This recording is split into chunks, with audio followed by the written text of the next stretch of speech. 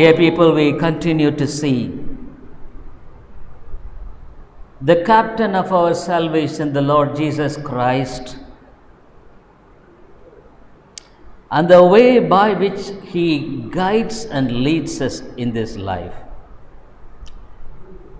நம்முடைய இரட்சிப்பின் அதிபதியாகிய இந்த இயேசு கிறிஸ்துவை குறித்து அவர் நம்முடைய வாழ்க்கையில் நடத்தும்படியான அருமையான வழியை குறித்து உங்கள் மத்தியிலே இந்த காலையில் ஒரு பகுதியை நான் பேசினேன். This morning I speak a part of it. So the Bible says, 2 Corinthians 5th chapter 15th verse, 2 கொரிந்தியர் 5வது அதிகாரம் 15வது வசனத்தில் he says, they which live, பிழைத்திருக்கிறவர்கள், those who live spiritually, ஆவிக்குரிய பிரகாரமாக பிழைத்திருக்கிறவர்கள். Probably you may ask, am I dead now? If it says so, இது இப்படி சொல்லியிருக்குமானா நான் மரித்தவனாக இருக்கிறேனா? Dear people, the Bible contrasts an old life and a new life in Christ. இந்த வேதமானது தெளிவாய் சொல்லுகிற ஒரு வித்தியாசப்படுத்தி காண்பிக்கிற காரியம் என்னவென்றால், ஒரு பழைய வாழ்க்கை, ஒரு புதிய வாழ்க்கை. There should be a complete contrast between an old life and a new life. இந்த பழைய வாழ்க்கைக்கும் புதிய வாழ்க்கைக்கும் முற்றிலுமான ஒரு பெரிய வித்தியாசம். What is old life? You may ask. ஒருவேளை பழைய வாழ்க்கை என்பது என்ன என்பதை நீங்கள் கேட்கலாம். The old life is the natural life that we live in this world. இந்த பழைய வாழ்க்கை என்பது நம்முடைய வாழ்க்கையில் இயற்கையாக நாம் வாழ்ந்து கொண்டிருக்கிற ஒரு வாழ்க்கை. So I would explain in another way. இன்னொரு பக்கமாக நான் விவரிக்கிறேன். We are born in this world. இந்த உலகத்தில் பிறக்கிறோம். We continue to live in this world. இந்த உலகத்தில் தொடர்ந்து நாம் ஜீவிக்கிறோம். So we continue to live as usual. நாம் தொடர்ச்சியாக வழக்கமான முறையில் விதமாக வாழுகிறோம். But there is a time of crisis of interpretation in our lives. வாழ்க்கையின் விதமான ஒரு சூழ்நிலையில் ஒரு நெருக்கம், போராட்டம், ஒரு சூழ்நிலையை நாம் சந்திக்கிறோம். What is that crisis? அந்த நெருக்கம் என்பது என்ன? We understand that we are helpless in this world. இந்த உலகத்தில் நாம் உதவியற்றவர்கள் என்பதை விளங்கிக் கொள்கிறோம். We understand in this world that there is a need of assistance of somebody who is higher than us. நம்மளை விட மேலானவருடைய ஒரு உதவி நம்முடைய வாழ்க்கையில் தேவைப்படுகிறது என்பதை நாம் உணர்கிறோம். There is a seeking in us for something different from our own way of natural living. நம்முடைய வாழ்க்கையில் நாம் வழக்கமாக வாழ்ந்து கொண்டிருக்கிற விதமான ஒரு ஓட்டத்தின் மத்தியிலே நாம் சந்திக்கிற ஒரு சூழ்நிலையாக இது காணப்படுகிறது. Probably does everyone meet this crisis?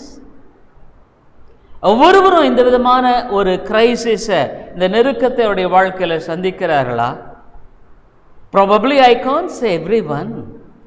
ஒருவரும் சந்திக்கிறதாக நான் சொல்ல முடியாது. But there are certain number of people who meet the crisis. ஆனால் சில மக்களுடைய வாழ்க்கையில் இந்த நெருக்கத்தை சந்திக்கிறார்கள். There are others who are not meet this crisis. மற்றவர்கள் இந்த நெருக்கத்தை சந்திப்பதில்லை. Probably why? ஏன்? Dear people, man is created in the image of God. மனுஷன் தேவனுடைய சாயலில் சிருஷ்டிக்கப்பட்டவன்.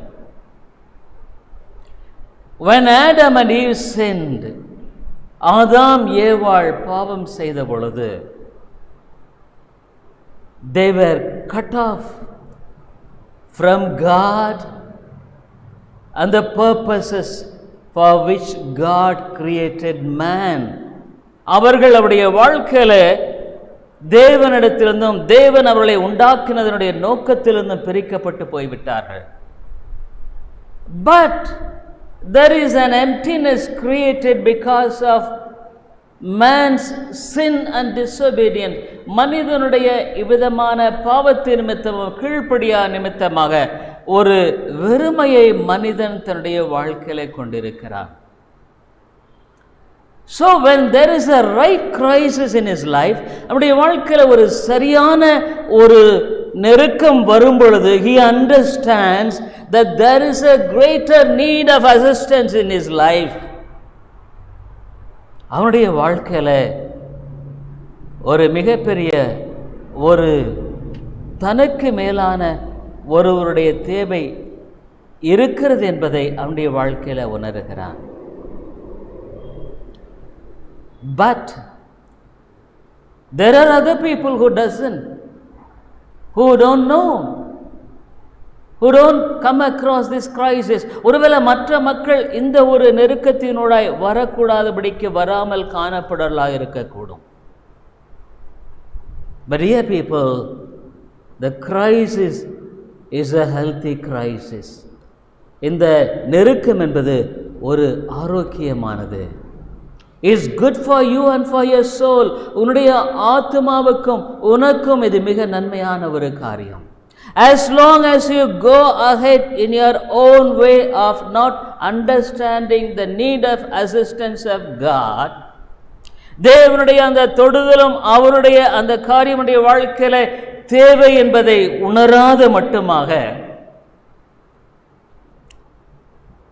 you are really not able to satisfied in your life. உன்னுடைய வாழ்க்கையில் நீ திருப்தியாய் வாழ முடியவில்லை. There is frustration in your life. உன்னுடைய வாழ்க்கையில் பலவிதமான போராட்டங்கள். There are things which you could not handle in your life and beyond your capacity. உன்னுடைய வாழ்க்கையில நீ கையாள முடியாத நிலையில் கடந்து போகிற பலவிதமான நெருக்கமான சூழ்நிலைகள். There is no hope in your life for the things to face in the future even. எதிர்காலத்தில் நீ சந்திக்க முடியாத காரியங்களுக்குரிய நம்பிக்கை உன்னிடத்தில் இல்லை. You are upset. நீ சோர்ந்து விடுகிற. You are confused. குழப்பம் அடைந்து விடுகிற. This could really be used of God in a positive way to make you to know that there is a need of greater assistance in your life.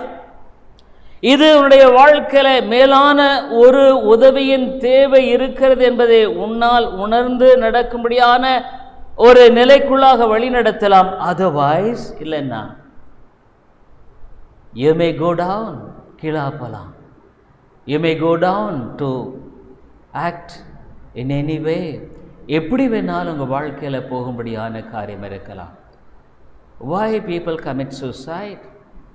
தற்கொலைக்கு காரணம் என்ன? Because they don't know the greater assistance which is being provided by the loving God. ஒரு அன்புள்ள தேவனுடைய ஒரு மகா பெரிய பாதுகாப்பு இருக்கிறது என்பதை அவர்கள் அறியவில்லை. Dear people, there is a dejection. நம்பிக்கையின்மைக்குள்ளே போகிறாங்க. there is a depression, மனசோர்வுக்குள்ளாக போறாங்க. There is a way in which they are completely, in a way, they lost all hope, and they even think that it is not meaningful to live in this world. அவருடைய வாழ்க்கையில் இனி இந்த உலகத்தில் வாழ்ந்து பிரயோஜனம் இல்லை என்ற நிலைக்குள்ளாக போக முடியாத ஒரு நிலைக்கு போய் விடுகிறார்கள். But dear people, there is a crisis. ஒரு நெருக்கம் வருகிறது. The crisis makes you to understand that there is a need of assistance in your life. உடைய வாழ்க்கையில் தேவை ஒன்று, மேலான தேவை உண்டு என்று உடைய வாழ்க்கையில் நீ உணர்கிறாய். So, ஆகவே you turn to God. தேவன் பக்கமாக திரும்புகிறாய். You turn to God for assistance. அவருடைய உதவிக்காக தேவன் பக்கமாய் நீ திரும்புகிறாய். You turn to God that in such a way that you take hold of a greater power of God in your life to take control of the whole things in your life. உன்னுடைய வாழ்க்கையினுடைய எல்லாவற்றையும் ஆளுகை செய்கிற, மேலெடுத்துக் கொள்ளுகிற ஒரு தேவன் பக்கமாக திரும்புகிறார். It's wonderful. இது அற்புதமான ஒரு காரியம். In every person who meets the crisis, either he turns to the positive side or to the negative side.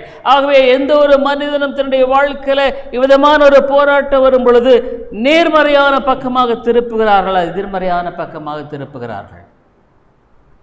The writer of this epistle, நிருபத்தை எழுதின இந்த மனிதன், he met with a crisis. தன்னுடைய வாழ்க்கையில் அவிதமான ஒரு நெருக்கத்தின் கடந்து வந்தார். God met him. தேவன் அந்த மனிதனை சந்தித்தார். I tell you dear people, for every person the crisis could be turned into a profit or to a loss. ஆகவே வாழ்க்கையினுடைய நெருக்கம் என்பது உன்னுடைய வாழ்க்கையில ஒன்று அது பிரயோஜனப்படுத்தக்கூடிய காரியமாக காணப்படலாம், அது இழப்புக்குரிய காரியமாய் காணப்படலாம். So St. Paul said, Lord, what do you want me to do now? ஆண்டவரே, நான் என்ன செய்ய சித்தமாய் இருக்கிறீர்? There are elements which are comprised in this. இதில் சில முக்கியமான காரியங்கள் அடங்கி இருக்கிறதை பார்க்கிறேன். Lord, what do you want me to do now? ஆண்டவரே, நான் இப்பொழுது என்ன செய்ய விரும்புகிறேன்? The first element I could say, he acknowledged, Lord, what I lived was not right. ஆண்டவரே, நான் வாழ்ந்த வாழ்க்கை என்பது சரியில்லை. The way that I have chosen for me is not right. நான் எனக்கென்று தெரிந்து கொண்ட வழியானது சரியில்லை. Almost I could say it was a part of life of failure. ஒரு விதத்தில் சொல்ல போனா என்னுடைய வாழ்க்கையானது அந்த பகுதி ஒரு தோற்று போன ஒரு பகுதியாகவே காணப்படுகிறது. The crisis makes first to understand and acknowledge of his failures. அந்த நெருக்கம் என்பதனுடைய வாழ்க்கையில, தன்னுடைய வாழ்க்கையில அந்த கடந்து போன காலத்தினுடைய தோல்வியை, காலத்தை விளங்குதல், அவருடைய தோல்வியை விளங்கிக் கொள்ள உதவி செய். So you acknowledge it. With all your heart you acknowledge. முழு இருதயத்தோடு நீ ஒத்துக்கொள்கிறாய். With all your mind, with all your soul, you acknowledge, I need Lord help. ஆண்டவரே, எனக்கு உதவி தேவை என்பதை நீ முழு இருதயத்தோடு முழு ஆத்துமாவோடு கூட நீ ஏற்றுக்கொள்கிறாய். I tell you dear people, without understanding the first point that your life was not the one which really satisfied you fully. உன் வாழ்க்கை முழுமையாக உன்னை திருப்திப்படுத்த முடியாத ஒரு வாழ்க்கை என்பதை உணராமல் நீ போக மட்டுமாக. Or else I could say that all the things that you have achieved is not really standing for the profit of your own spiritual life. உன்னுடைய ஆவிக்குரிய வாழ்க்கைக்கென்று உனக்கென்று அது முழுமையாக உதவி செய்கிற ஒன்றாக இருக்கிறது என்று உன்னால சொல்ல முடியவில்லை. So you acknowledge, அதை ஒத்துக்கொள்கிறாய், and you acknowledge the need for help, உதவிக்காக நீ உன்னுடைய வாழ்க்கையில் ஒத்துக்கொள்கிறாய். I tell you dear friend, this evening, இந்த மாலையில் உன்னுடைய வாழ்க்கையை பார்த்து நான் கேட்குறேன், are you able to understand that the life of past is not really the one which you ought should have lived? நீ கடந்து போன வாழ்க்கையினுடைய காரியம் நீ வாழ வேண்டிய அளவில் வாழ்ந்ததாக இருக்கிறது என்னால் சொல்ல முடியல இல்லையா? Are you understand the need of assistance this morning? உனக்கு உதவி தேவைங்கிறத உணர்கிறியா? So a crisis, ஒரு நெருக்கம். It really breaks your heart. உன்னுடைய இதயத்தை உடைக்கிறது. This crisis is not the one which you have dealt with previously. நீ கடந்த காலங்களில் நீ அதை கையாண்ட விதத்தில் நீ கையாளல. Probably we face crisis, but we take it or brush it aside and just go ahead. அல்லது அதை நம்ம அப்படியே பரவாயில்லன்னு எடுத்துட்டு அல்லது தள்ளி போட்டுட்டு போகிறோம். But this crisis, இந்த நெருக்கம் என்பது உன்னுடைய வாழ்க்கையில் it breaks your heart, உன்னுடைய இருதயத்தை உடைக்கிறது. It breaks your pride, உன்னுடைய பெருமை உடைக்கிறது. It breaks everything of your own self. It crumbles.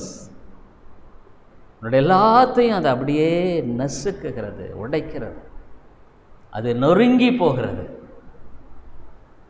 So you look to something which is of help to you. ஆகவே உனக்கு உதவி செய்யக்கூடிய ஒரு பக்கமாக நீ திரும்புகிறாய்.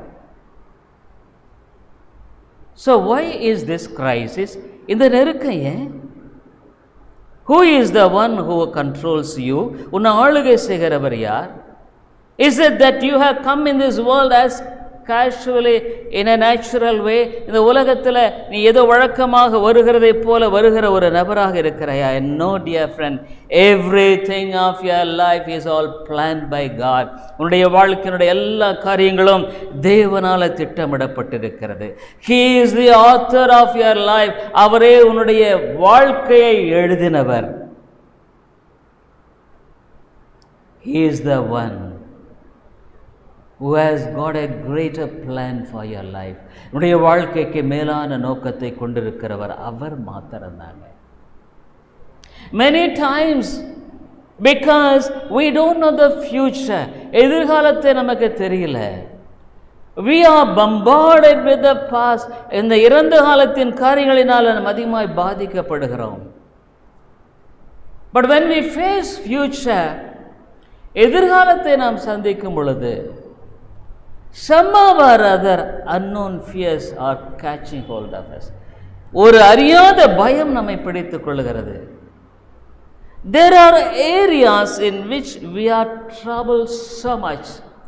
சில பகுதிகளில் அதிகமாக நாம் பாதிக்கப்படுகிறோம். There are areas in which we are completely in a hopeless state. நம்பிக்கை இல்லாத ஒரு நிலைக்குள்ளாக இருக்கும்படியான ஒரு பகுதிகள். Why? ஏன்? We are finite beings. நம்ம எல்லைக்குட்பட்டவர்கள்ங்க. We don't know what will happen tomorrow.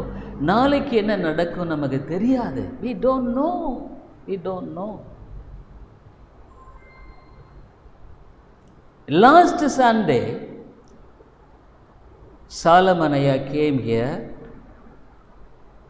Solomon உங்களுக்கு அந்த வயசானவர் வந்தார். And usually he was sitting there and he was talking to me. என்னிடத்தில் பேசிட்டு இருந்தார். Somebody came from Bangalore, it seems, to see him, and I sent him. And I came to the service, he was expressing. அவர் வந்தவரை நான் அனுப்பிச்சிட்டு நான் சர்வீஸ்க்கு வந்துட்டேங்கய்யா. So he was talking to me. The previous week, முந்தின வாரத்தில் I was talking about his soul. அவருடைய ஆத்மாவை குறித்து நான் பேசினேன். I didn't know anything about him. அவரை பற்றி எனக்கு ஒன்றுமே தெரியாது. But of course, we extend help to him to a certain extent. கொஞ்சம் உதவி செய்கிறோம். So it was an unusual thing that he was staying there. Generally, he won't sit and wait for me and do this. உட்காந்து இந்த மாதிரிலாம் செய்கிறவர் இல்லை. Generally, he used to stand outside, take coffee or tea and go away. Tea எடுத்துகிட்டு போயிடுவார். But the last week, he was sitting here. கடந்த வாரத்தில் உட்காந்துட்டு இருந்தார். So on Tuesday, his daughter came to the church and told that my father is no more. அங்கே மகள் வந்து சொன்னாங்க, எங்கள் அப்பா இறந்துட்டார். On that Tuesday, செவ்வாய்க்கிழமை, he put his vote, exercised his vote, ஓட்டெல்லாம் போட்டுட்டு சாயந்தரம் 7 மணிக்கு வந்து சாப்பாடு எடுத்துக்கிட்டு he went to his house, அவருடைய வீட்டுக்கு போனார். when I went there in the morning, காலையில் போய் அவரை தட்டுனா, he was no more, மரிச்சிட்டார். he was not very sick as well, படுத்த படுக்கையாக கூட இல்லை. Dear people, future is hidden from our eyes. எதிர்காலம் என்பது நம்முடைய கண்களுக்கு மறைவாக இருக்கிறது. Nobody can dare enough to say, I know my future. என்னுடைய எதிர்காலம் எனக்கு தெரியும்னு யாருமே சொல்ல முடியாது. We are the finite beings. ஆனால் நம்ம ஒரு குறிப்பிட்ட எல்லைக்கு உட்பட்டவர்கள். But there is an infinite one who calls us to lead us, to guide us, to strengthen us. ஆனால் எல்லையில்லாத ஒருவர் நம்மை அழைக்கிறார், நம்மை பலப்படுத்த, வழிநடத்த அழைக்கிறார். He knows our future. நம்முடைய எதிர்காலம் அவருக்கு தெரியும். He knows our end. நம்முடைய முடிவு அவருக்கு தெரியும். He knows everything. எல்லாமே அவருக்கு தெரியும். This morning I shared with you one verse about me. என்னை பற்றி இந்த காலையில் ஒரு வசனத்தை நான் உங்களிடத்தில் பகிர்ந்து கொண்டேன். Because the wider the ministry is going now these days, ஊழியங்கள் இந்த இடத்துல இந்த காலங்களில் விரிவாய் கொண்டிருக்கும் பொழுது, நான் ஆண்டவரிடத்தில் அதான் கேட்டேன். I show you the verse, வசனத்தை காட்டினேன். God said, before you were in the womb of your mother, உன்னுடைய தாயின் கற்பத்தில் இருக்கும்பாகவே நான் உன்னை அறிந்திருக்கிறேன். Dear people, there is a God who knew from eternity. நித்தியமாக முன்பாகவே நம்ம அறிந்திருக்கிற ஒரு தேவன் இருக்கிறார். The Bible is very clear. வேதம் தெளிவாக சொல்லுகிறது. So God has formed you and me. உன்னை என்ன உருவாக்கினவர் அவர்தான். அவர் சொல்றாரு, till the end I will be. முதிர் வயது மட்டுமாக உன்னை தாங்குவேன். till the end. இன்னொரு இடத்துல சொல்றாரு, குழியில இறங்கு மட்டுமாக நான் பாதுகாப்பேன். even before you are buried, until the burial of you, I will sustain you. So he is a God of eternity. இவர் நித்தியத்தின் தேவன். I believe the Bible. வேதத்தை நான் நம்புறேன். I believe what God says. தேவன் சொல்றதை நான் நம்புறேன். My anchor is nothing else but in the word of God. என்னுடைய நங்கூரம் இது மேல தான் இருக்குதுங்க. And there is a greater testimony before me, or else in the past. எனக்கு முன்பாக அருமையான சாட்சிகளை விட்டு சென்ற தேவனுடைய ஊழியர்கள் இருக்கிறார்கள். They testified of its truthfulness of God and God's word. தேவனையும் தேவனுடைய உண்மை தன்மையினுடைய காரியத்தை நிரூபணமாய் கொண்ட மக்களுடைய வாழ்க்கையை நான் அறிந்திருக்கிறேன். Why not? ஏன்? I know this God of the Bible. இந்த வேதத்தினுடைய தேவனை நான் அறிந்திருக்கிறேன். Because when I was desolate and completely hopeless, என்னுடைய வாழ்க்கையில முற்றுமாக நம்பிக்கையில்லாத நிலை வாழ்ந்து கொண்டது. But God said, நீ கடந்து நடவாதமா இருக்கிற, nobody cares about you. அப்படின்னா என்னன்னா, you are despised, you are forsaken. நீ கைவிடப்பட்டுட்டப்பா. Yes, I was forsaken by all people. எல்லா மக்களினால கைவிடப்பட்டிருந்தேன். As a young man, to whom shall I turn? யார் பக்கமாக திரும்புவது? Who could help me? யார் எனக்கு உதவி செய்ய முடியும்? Even my parents, they said, we can't be of help to you. உனக்கு உதவி செய்ய முடியாதுப்பா. I acknowledge, because my father was not a rich man. என்னுடைய தகப்பன் ஒரு பெரிய பணக்கார மனுஷன் இல்லை. An ordinary teacher, ஒரு சாதாரணமான teacher. I could remember very well his annual income. In my application form, I could remember 4,300. That was then his annual income. வருஷ சம்பளம் அப்போ 4,300 ரூபாங்க. So I can't expect them to help me fully. As a medical education is so costly. மருத்துவ படிப்பு என்பது அதிகமாக செலவு செய்ய வேண்டிய ஒரு காரியம்தான். But nobody is there to help me. எனக்கு உதவி செய்ய யாரும் இல்லை. I believe God's word. தேவனுடைய வார்த்தையை நான் நம்பினேன். If you really believe, you must acknowledge Him and give yourself to the ordination God has appointed you. ஆண்டவரை நம்பி அவர் நியமித்திருக்கிற அந்த காரியத்துக்கு ஒப்பு கொடுக்கணும். I should be baptized. நாம் ஞானஸ்நானம் எடுக்கணும். Baptism is nothing but acknowledging me that I am a Christian. ஒரு கிறிஸ்தவங்கிறத நான் அறிக்கையிடுகிற ஒரு காரியம். Before other people. So after I acknowledged, I took it. அதை எடுத்துக்கொண்டேன், நான் ஏற்றுக்கொண்டேன். It is true, it was a costly affair. அது நிச்சயமாக விலைக்கரையம் செலுத்தும்படியான ஒரு காரியம். Because I have to lose thousands of rupees of the assistance of the government. அரசாங்கத்தில் வரும்படியான உதவித்தொகையை நான் இழக்க வேண்டியது என்பதை குறித்து அறிந்து. Suppose if I would have done this, I deny my God. என் தேவனை நான் மறுதலிக்கிறேன். Dear people, I just say I met a family yesterday. ஒரு குடும்பத்தை நான் சந்தித்தேன். I know that family very well. Even the morning I was telling, காலை சொல்லிட்டு இருந்தேன். They got this government job by giving bribe. லஞ்சம் கொடுத்து இந்த அரசாங்க வேலையை வாங்கினாங்க. And when that wife was telling this, I was really puzzled. அந்த மனைவியானவள் இதை சொன்ன பொழுது நான் யோசித்தேன், இது சரியா இல்லையே. Because before their marriage I knew them very well and I was preaching to them. அவர்களுக்கு பிரசங்கம் பண்ணினேன், அவர்களை அதிகமாக அறிஞ்சிருந்தேன். So they were very happy that they could get the government job by bribing. ஆகவே லஞ்சம் கொடுத்து வேலை வாங்கிட்டோன்னு ரொம்ப சந்தோஷமாக இருந்தாங்க.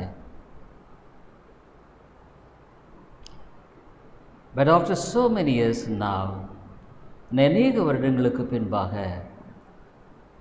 I tell you dear friend, there is no happiness. சந்தோஷம் இல்லை. There are confusions in the family. குடும்பத்தில் குழப்பம். See, for the past few years, of course, he himself acknowledges that he wants to get rid of these things. இந்த காரியங்களெல்லாம் விட்டு வெளியே வரணும்னு நான் நினைக்கிறேன், என்னால் என்ன முடியலன்னு தான் சொல்கிறேன். He knew what was wrong of him. அவர் செய்கிற தப்புன்னு தெரியுது. But he was tied up. கட்டப்பட்டிருக்கிறார். Dear people, Don't think that whatever we do in a wrong way will be fruitful for us. தவறாக செய்கிற காரியம் சரியாக பலன் கொடுக்கும்னு நினைக்காதீங்க. ராங் இஸ் ராங், தவறு தவறு தான். த பைபிள் வான்ஸ், எதை விதைக்கிறையோ அதை நீ அறுக்கணும். whatever you sow you have to reap. இப்போ நான் நினைக்கிறேன், ஒருவேளை அரசாங்க வேலை இல்லாமல் ஒரு வேறு வேலை இருந்தால் கூட ஒருவேளை இந்த குடும்பத்தில் இந்த பிரச்சனையெல்லாம் இல்லாமல் இருந்திருக்குமா? Suppose if he would have been a person of earning money by simple work or profession, would it have been better? ஒருவேளை அது சரியாக இருந்திருக்குமா? Yesterday I didn't really like to discourage them. இதை குறித்து நான் உங்களை வருத்தப்படுத்த விரும்பலை. ஆனால் என்னன்னு சொன்னால், நான் அதான் யோசித்தேன், after so many years, why the problem in this family is so much? ஏன் இந்த குடும்பத்தில் இவ்வளோ ஒரு பிரச்சனை? they were so happy that because they got a government job, ஒரு நல்ல அரசாங்க வேலை கிடைச்சிருச்சு, lot of money, பணம், even they have a car இருக்கு, but no peace, no joy in the family. குடும்பத்தில் சந்தோஷம் இல்லை, சமாதானம். Dear people, I tell you dear, நான் சொல்கிறேன், தேவனுடைய வழிக்கு புறம்பான எந்த வழியுமே செழிக்காதுங்க. Whatever we do other than the way of God will never prosper. Don't think that you could succeed in your way of calculation. உன்னுடைய கணக்கீட்டின்படியா நீ அதை சரிப்படுத்தணும்னு நினைக்காத. After so many years, probably around so many years, probably if you really calculate what they have achieved until today, இன்னைக்கு வரைக்கும் என்ன சாதிச்சிருக்காங்கன்னு பார்த்தீங்கன்னா, all they have reaped is sadness, misery. அவங்க வாழ்க்கையில் துயரம் தான் சந்திச்சிருக்காங்க. அதனால் நான் என்ன சொல்கிறேன்னா, calculating in a wrong way will never be of any help to you. தவறான வழியில் கணக்கு போடவே போடாது. நான் நிறைய பேருடைய வாழ்க்கையில் பார்த்துருக்கிறேன், தவறான கணக்கீடு அவங்க வாழ்க்கையில் ஒருவேளை பல வருஷம் ஆனால் கூட அதை அறுக்கிறதுக்கு ஆண்டவர் அனுமதிக்கிறாரு. God allows it to reap it after so many years. So dear people, the calculation is such that man can thrive by means of this way or that way. இப்படி ஏதாவது செஞ்சு நம்ம எல்லாம் சரி பண்ணிடலாம்னு நினைக்கிறோங்க. இல்லைங்க, never, I tell you dear friend, never, I tell you.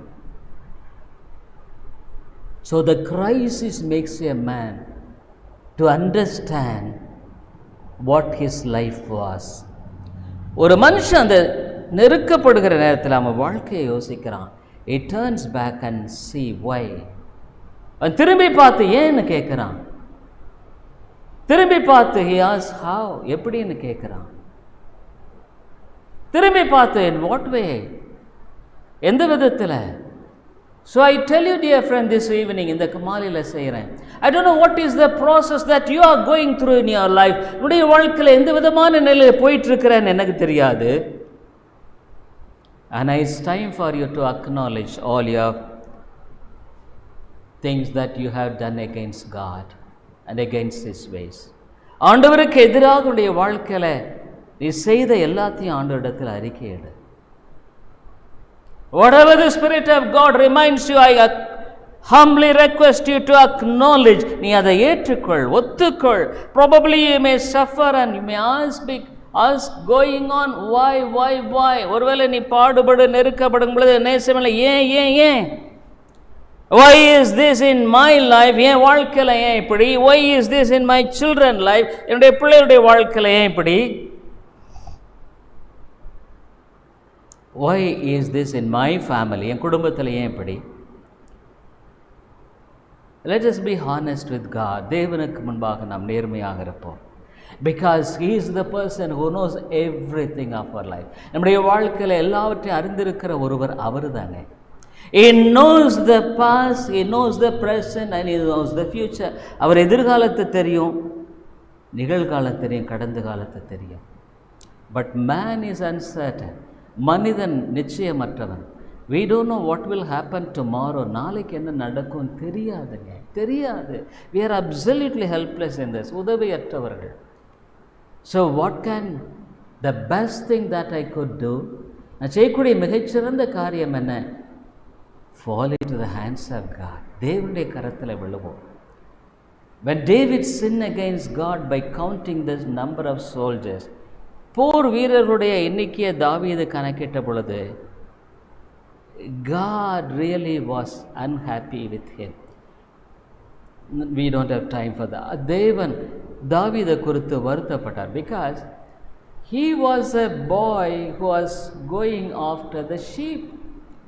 ஆடுகளின் பின்னால போயிட்டு இருந்த மனுஷங்க. God lifted him up to the king. ராஜாவாக ஆண்டவர் உயர்த்தினார்.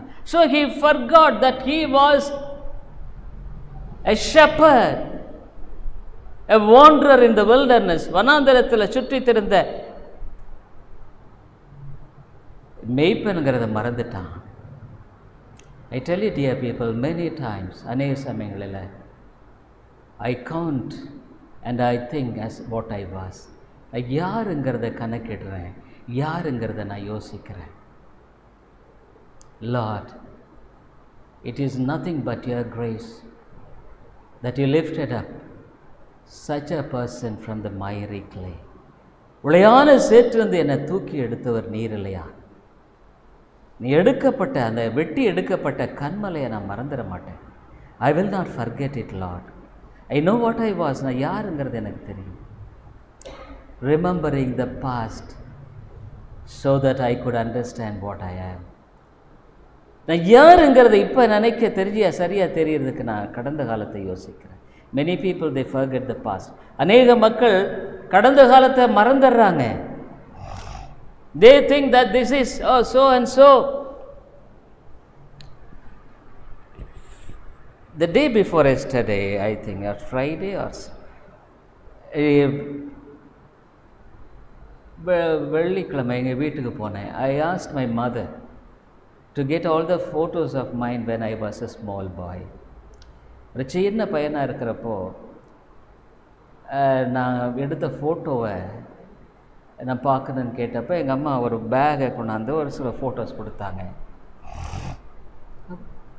Dear people, I didn't have a chappal ஃபோட்டோவில். ஏன்னா அப்போ செருப்பே போடுறதே கிடையாது. We didn't have a chappal at all. செருப்பே கிடையாது. அது ஒரு ஃபோட்டோவில் அந்த கலர் பண்ணியிருக்காங்க. கலர் கொடுத்து எங்கள் அப்பா அதை பண்ணார். Still I remember. அந்த கலரில் நான் ஒரு ஷூ போட்டிருக்க மாதிரி கையில் வரைஞ்சி வச்சுருக்கிறார். Literally I didn't have a chappal. Even photo எடுக்கிறோம், சப்பல் கூட கிடையாது. This is the way that I grew. நான் அப்படி தான் வளர்ந்தேன். அப்போ ஐ ஜஸ்ட் ரிமெம்பர் இட். நான் யோசித்தேன், Lord, from this place, from this family, இந்த இடத்திலிருந்து, இந்த குடும்பத்திலிருந்து, if you good rice me up as a prophet to nations, ஒரு தேசங்களுக்கு தீர்க்கதரிசியாக நீ எழுப்பியறானால், இட் இஸ் அப்சல்யூட்லி யூ. இது நீர் தான் செய்தவர். ரியலி ஸ்பீக்கிங், பேண்ட் இருக்குது, சட்டை இருக்குது, பேண்ட்டு தொலைதலான்னு ஒரு பேண்ட்டு, செருப்பு கூட கிடையாது. பையன் உட்காந்துருந்தாங்க. Probably 6, 7, 8 years maybe that. This is the way I really grew up. அப்படி தான் நான் வளர்ந்தேன். I can't forget. நான் அதை மறந்துட முடியாது. I can't really. Today, I am so and so. இன்னைக்கு நான் இப்படி இருக்கிறேன். I tell you, it is utter foolishness. மதியனமானது. So the Christ has really made me to turn to God. என்னுடைய வாழ்க்கையில் நான் சந்தித்த அந்த நெருக்கம் தேவன் பக்கமாக திரும்பும்படியாக உதவி செய்தது. So every crisis that you face, நீ சந்திக்கிற ஒரு போராட்டமும், every failure of your character, உன்னுடைய குணத்தில் நீ தோற்று போகிறதா இருக்கலாம். Probably the failure in your family, உன்னுடைய குடும்பத்தில் பிரச்சனையானதாக இருக்கலாம். Everything and anything which is not of really of peaceful, சமாதான சந்தோஷத்துக்குள்ள இதுவாக இருக்கலாம். You always think about the problem, பிரச்சனை தான் நீ பார்க்குற. You don't understand that there is a call from God to meet you. உன்னை சந்திக்க முடியாத தேவனுடைய அழைப்புங்கிறத நீ மறந்துடுற. So tell God, தேவனிடத்தில் சொல்ல, ஆண்டவரே, it's me. நான் தான். நிறைய சமயங்களில் நான் ஜெபிக்கிற ஒரு ஜெபம், many times I used to pray, Lord, let not my sin fall upon my children or the grandchildren. இந்த 3ஆம் 4ஆம் தலைமுறை மட்டும் நீ விசாரிக்கிறீர். You enquire sins upon the 3rd and 4th generation. அது ஏன் பாவம்? ஏன் பாவத்தின் விளைவு? என்னுடைய பிள்ளைகள் பேரில், பேர பிள்ளைகள் அடுத்த ஜெனரேஷனில் போக வேண்டாம். Let it not be. Of course, when I confess, God forgives me. நான் அறிக்கை செய்யும் பொழுது தேவன் மன்னிக்கிறார். But I always remember, Lord, ஆண்டவரே, என்னுடைய பாவங்களை மன்னியும். Forgive my sins. I tell you, dear people, the horrible thing which has got a terrible consequence in the world is sin. இந்த உலகத்தில் பயங்கரமான பின்விளைவை ஏற்படுத்தக்கூடிய ஒரே ஒரு காரியம் பாவம். Don't think that it's all flying in the air and all disappear. ஏதோ வானத்தில் அங்கே பறந்து மறைஞ்சிருச்சுன்னு நினைக்காத. நீ நினைவு கூறு. Remember it Lord. It will help you to humble. உன்னை தாழ்த்துறதுக்கு உதவி செய்ய மன்னியும் ஆண்டவரே. Out of ignorance I did it Lord. அறியாமையினால் நான் வாழ்ந்துட்டேன். Probably you may say, I was not a very big sinner. பெரிய பாவின்னு நான் இல்லைன்னு நினைக்கலாம். But dear people, everything and anything which is contrary to the commandment of God is sin. தேவனுடைய கட்டளைக்கு எதிரான எதுவுமே பாவம் தாங்க. Poison is poison. விஷம் தாங்க. If I suppose I take a bottle of poison and stick on something like honey, ஒரு poison bottle எடுத்து நான் தேன் மேலே எழுதிட்டா அது தேன் ஆயிட முடியுமா? No. So there is a crisis. போராட்டம். The crisis to profit you. உனக்கு பிரயோஜனமான ஒரு காரியம். So St. Paul, in his crisis, by the grace of God, he has taken a right route. அவனுடைய கிருபையினால சரியான பாதையை தெரிஞ்சிட்டானுங்க. So this evening God calls you for a right decision. இந்த மாலையில் தேவன் தாமே உன்னுடைய வாழ்க்கையில் சரியான தீர்மானத்துக்குள்ள வர வேண்டும் என்று தான் இந்த ஒன்று அழைக்கிறார். How long will you be saying, oh, I am not too bad? நான் ரொம்ப மோசம் இல்லைன்னு சொல்லிட்டு எவ்வளோ காலம் நீ போயிட்டு இருப்பேன்னு நான் கேட்குறேன். Is it helpful to you? உனக்கு உதவியாக இருக்கான்னு நான் கேட்குறேன். Absolutely not. இல்லை, உதவியா இல்லை. You know what it is. உனக்கே தெரியும். You face the future without hope. நம்பிக்கை இல்லாத எதிர்காலத்தை நான் சந்திச்சிட்டு இருக்கிறேன். You are uncertain of the things that will be happening in your future and you face it with fear. நிச்சயமில்லாத ஒரு எதிர்காலத்தை சந்திக்கிற நீ பயத்தோட சந்திக்கிற. Why? Because God is not with you. தேவன் உன்னோடு கூட இல்லை. Why? Because God's hand is not guiding you. தேவனுடைய கரம் உன்னை வழிநடத்த. He is not the captain of your salvation of your life. உன்னுடைய வாழ்க்கையினுடைய அதிபதியாக அவர் இல்லை. உன்னை வழிநடத்துகிறவராக இல்லை. அன்பானவர் நண்பரே, will you surrender to God? Lord, you be the master of my life. என்னுடைய வாழ்க்கையின் எஜமானாக நீர் இரும் ஆண்டவரே. I want you to take hold of my life which is fragile. சீக்கிரம் நெருங்கி போகிறேன். வாழ்க்கையை உன் கரத்தில் எடுத்துக்கங்க. Take hold of my life which is which is very weak. பலவீனமான என்னுடைய கையை பற்றி கொள்ளுங்க ஆண்டவரே. Will you commit this evening to God? ஆண்டவருடைய கரத்தில் ஒப்பு கொடுப்பையா? நீ சொல்லு, ஆண்டவரே, என் பாவங்களெல்லாம் மன்னியும் ஆண்டவரே. Lord, forgive my sins. Forgive my all sins, oh God. என்னுடைய பாவங்களெல்லாம் மன்னியும் ஆண்டவரே. I could not even remember them all. எல்லாத்தையும் எனக்கு நினைவில்லை. But there are things which I could remember well, which could not be blotted out. அதை மறைக்க முடியாதபடிக்கு என்னுடைய மனசுல இன்னும் அப்படியே இருக்கு. I tell you, dear people, it is amazing that we have a conscience and a heart which could remember even incidents which took place years back. எத்தனையோ வருஷத்துக்கு முன்னால நடந்தது, அதை இன்னும் நினைவு கூறுகிற ஒரு மனசு ஆட்சியும் ஒரு இருதயம் நமக்குள்ள இருக்கு. There is a tape recorder. குறிக்கப்பட்ட எல்லாமே இருக்கு. I tell you, dear friend, I used to tell you are your enemy. உன்னுடைய எதிராளி நீதாங்க. Because the you inside is different. It is the representative of God. தேவனுடைய பிரதிநிதியா ஆண்டவர் வச்சிருக்கார். The conscience, மனசாட்சி.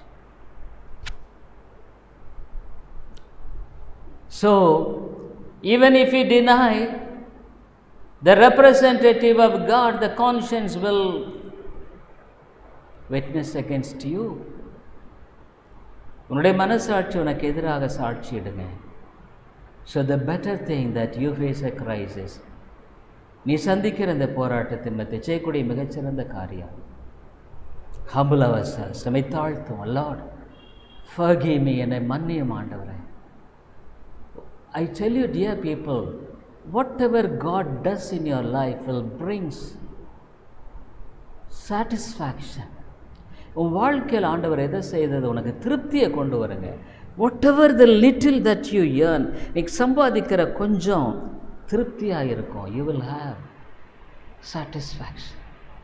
Instead of having a lot of money but without satisfaction, திருப்தி இல்லாத நிறைய பணம் இருக்கிறத விட, அதான் சொல்லுது godliness with contentment. The little that you have, you will enjoy it. நீ பெற்றிருக்கிற கொஞ்சத்தில் திருப்தியாக இருப்ப. Hardly a life of contentment, ஒரு திருப்தியான ஒரு இருதயம். It's all in Jesus. இயேசுவின் இடத்துல He went to the cross and took upon Himself the sins of His people. சிலுவையில் போய் தன்னுடைய பிள்ளைகளுடைய பாவங்களை எல்லாம் சுமந்தார். It will be applied only when you confess your sins to Jesus. நீ உன்னுடைய பாவங்களை இயேசுவின் இடத்துல அறிக்கை செய்தாதாங்க அது சரியாகும். I am a doctor, I prescribe medicines. நான் ஒரு டாக்டர், மருந்துகளை நான் எழுதுறேன். But unless it is being swallowed up, அது முழுங்கப்படலைன்னா what is the use of all the prescription? என்ன பிரயோஜனம் அந்த மருந்து சீட்டுனால? Probably you may go even to buy the medicines in the medical shop and you could buy even, நீ medical ஷாப்பில் போய் வாங்கிடலாம். but unless it is being swallowed, அது முழுங்கப்படலைன்னா என்ன பிரயோஜனம்? I tell you, dear people, the Lord Jesus Christ died for the sins of many. அநேகருடைய பாவத்துக்காக அவர் சிலுவையில் மரித்திருக்கிறார். He took upon the sins of people. மக்களுடைய பாவத்தை அவர் சுமந்து கொண்டார். But how could it be applied in my life? என்னுடைய வாழ்க்கையில் அதை எப்படி பலிதமாக்குகிறது? When you acknowledge that you are a sinner, ஒரு பாவி என்று நீ ஒத்துக்கொள்ளும் பொழுது, when you acknowledge your sins, உன்னுடைய பாவங்களை அறிக்கை செய்யும் பொழுது, God will help you. தேவன் உதவி செய்வார். Probably you may be suffering because so many years back you have not been doing right thing in the sight of God. அநேக ஆண்டுகளுக்கு முன்பாக உன்னுடைய வாழ்க்கையில் நீ செய்ய வேண்டிய காரியத்தை சரியா செய்யாததுனால இப்போ நீ ஒருவேளை அனுபவிக்கிறதா இருக்கலாம். But will you come to God and say, Lord, forgive me, forgive my sins. ஆண்டவரே, என் பாவங்களை மன்னியும், நான் பாவி மன்னியும். இயேசுவின் ரத்தம் சகல பாவங்களை நீக்கி சுத்திகரிக்கும். The blood of Jesus Christ cleanseth us from all sins. Come to the cross. சிலுவை என்றவா. Acknowledge what you are. யாருங்கிறத ஒத்துக்கொள். Acknowledge what is your problem. உன்னுடைய பிரச்சனையை ஒத்துக்கொள். Acknowledge everything of you which is not really making you happy but making you to be miserable. உன் வாழ்க்கையில் நிர்பந்தமான ஒரு நிலையில் உன்னை மாற்றிக்கொண்டிருக்கிற எல்லாத்தையும் தேவனுக்கு அறிக்கை. I tell you, dear people, there is no shortcut for your salvation. உடைய ரட்சிப்புக்கு சுலபமான வழி என்பது இல்லை. There is no shortcut for peace. சமாதானத்துக்கு சுலபமான வழி இல்லை. It is the path of cross that He carried through. அவர் சுமந்து சென்ற அந்த சிலுவையின் பாதை. ஒருத்தர் சொல்றாரு, a very big preacher in Chennai. சென்னையில் ஒரு பிரசங்கி சொல்கிறாரு, ஏசு நம்ம எல்லாம் அனுபவிக்க ஆரம்பிச்சிட்டார், சிவிலைசம் வந்துட்டார். He carried everything, he suffered everything. Why I should suffer? நான் ஏன் பாடுபடணும்? Is it the word of God? தேவனுடைய வார்த்தையின்படி இது சரியா இல்லை. துன்பத்தின் வழியாய் தேவனுடைய ராஜ்யத்தில் பிறகு. What is the tribulation? Your soul is being broken. உடைகிறதுங்க. Your soul is being shapen. அது உருவாக்கப்படுகிறது. You are eternally connected with a living God. ஜீவனுள்ள தேவனோடு இணைக்கப்படுகிற ஒரு இணைப்புக்குள்ள நீ வருகிற. ஜெபிப்போம். கிருபை நல்ல ஆண்டவரே, ஒருவேளை இந்த மாலையில் we blame others, மற்றவர்களை நாங்கள் குற்றம் சாட்டுறோம். But is it because of my sin? ஏன் பாவத்தினால தான் இந்த பிரச்சனையா? Many times I point out to others, மற்றவர்களை குற்றம் சாட்டிடுறேன். ஏன்? Probably other family members, குடும்ப மக்களில். But now, இப்போ இட்ஸ் ஐ லார்ட், நான் தான் காரணம். இட்ஸ் ஐ, நான் தான் காரணம். ஒருவேளை எனக்கு தெரியல ஆண்டவரே ஏன் இந்த காரியம் என்ன.